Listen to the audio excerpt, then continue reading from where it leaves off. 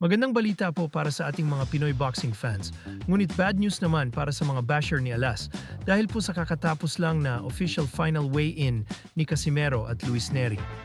Kuha po ni Casimero ang limit ng kanyang timbang dahil tumimbang po si Casimero ng 123.4 pounds habang si Luis Neri naman ay sumobra ang timbang ng mahigit 3 pounds. Tumimbang kasi si Neri ng 127.2 pounds. Siguradong nag-iiyakan na ang mga basher ni Alas ngayon. Partida, suot pa ni Casimero ang kanyang makapal na kwentas pero kahit nag-overweight si Luis Neri ay tuloy na tuloy pa rin ang kanilang bakbakan bukas. Abangan po natin yan. Samantala, bago pa man nag-umpisa ang weigh-in kanina, ay namataan pa ng Team Casimero na naglalakad sa initan si Neri at may patong-patong na suot. Talagang sinubukan pa ni Neri na magbawas ng timbang pero talagang hindi na kinaya. Ganito talaga ang sakit ni Neri pagdating sa timbangan, hirap makuha ang limit dahil sa malaki talaga si Neri.